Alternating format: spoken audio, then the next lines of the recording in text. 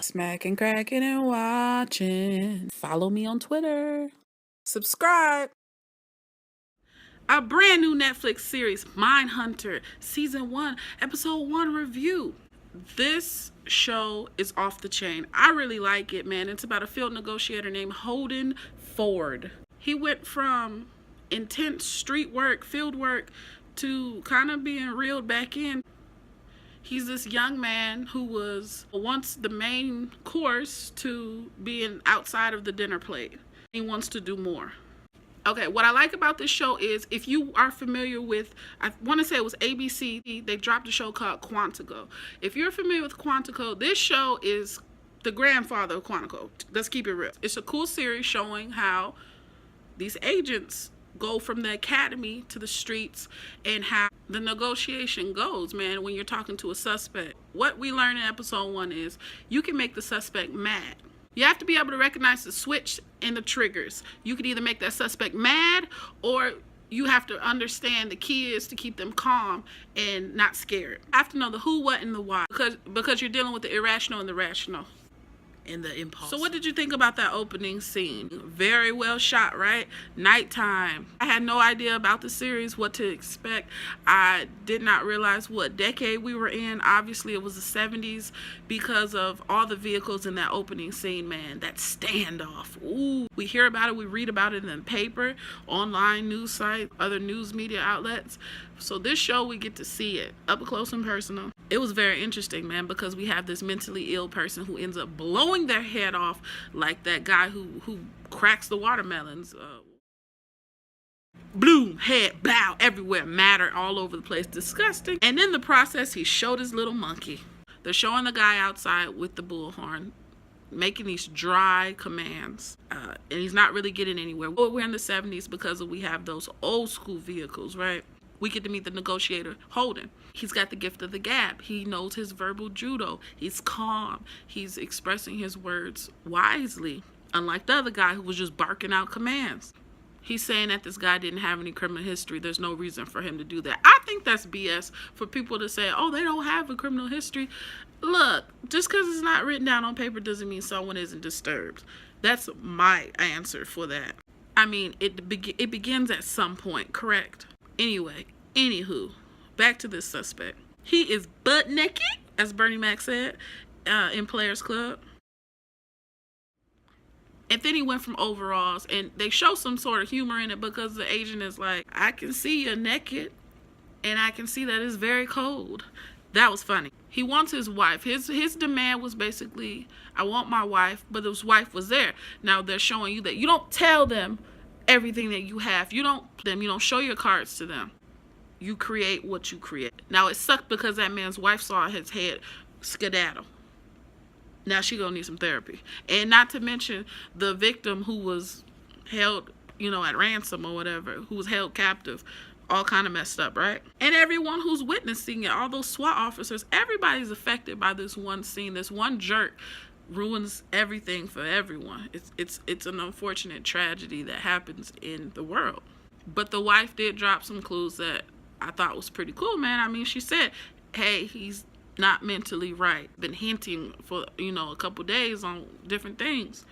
And then now we have this event. So you have this mentally disturbed person who's been hinting, and now we have this tragic event that happens. Be aware, people. Be aware. Like I said, he blasted his face off. It was just neck and man, just neck down. Crazy. So they show us how the locals feel about Quantico. And even in that TV show that I told you was on ABC, they also had this whole scene about how the locals know easily tell who's who from the everyday people. They show the shade. It's a lot of shade in this show now. Calling folks Negroes, saying they're talking jive. Agent Holden called the group of African-American males at the bar Black Panthers, and the local chick said they're engineer students. So the music in the show is off the chain. They had a live rock band. That was super cool.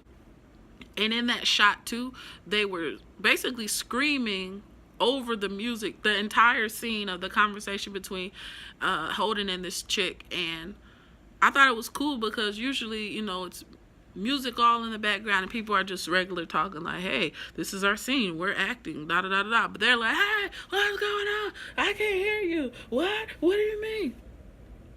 I mean, it was kind of like they're keeping it real, right?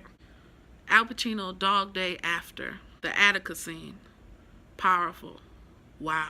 They got the hand-to-hand combat. They're showing us how this academy goes in these different steps of training to become an agent, how you have to know your stuff. And I like that. I'm enjoying it. They showed Time Magazine. Son of Sam, Charles Manson, they're mentioning. He had to go before the carpet and talk to his boss. From Pennsylvania to Fairfield, Iowa had to suck. No offense to my folks in Iowa. Hold it down, Midwest. But he's just showing, hey, man, this is where we have to go. They're not really receptive. They just want it straight, straight, no filler. Don't BS these people. Debbie is this chick he met at the concert. She drives this VW, and I definitely feel like she's an agent. Definitely feel like she knows way more than she's letting on. I just don't trust her. She's got the music, the smoke, the drugs, the movie, the freak mode session that happened. I just don't trust this chick. Episode 1 was off the chain. I want to know what you guys thought about it. Drop a comment below and let me know. This is based off of a real FBI agent named John Douglas, I believe his name is. And obviously real criminals out there.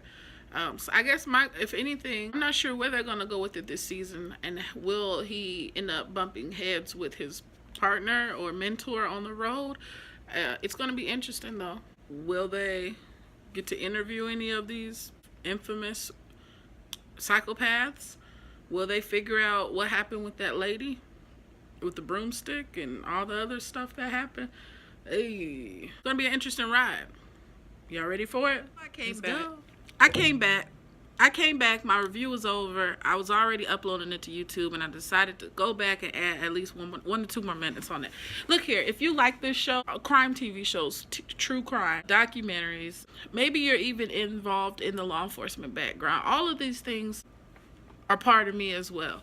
That's why I like this show. It's not cheesy. A lot of these cop shows, detective shows, trying to figure out, taking us through the whole course of the investigation, they are corny, they are not real, they're not realistic to what people go through when they are in that field. I actually like this show. They're showing the early on tactics of how you have to, use psychology and freaking verbal judo to get through it and to understand these sick minds that are out there. That's what only thing I wanted to add. I think it's shot very great. The angles that they're taking with the camera. I like that they're diving into the emotions of all of these people involved. The Fairfield, Iowa folk. I loved it. Like I said, everything that has to do with the academy, I'm here for it. I think it's awesome. Great show. Let me know what you think. Will Netflix? From how I feel about episode 1, this premiere, yes, it'll be a season 2. That's how I feel. That's all I wanted to add. Now I'm going to fix it and upload it again. Dang it. It was almost done.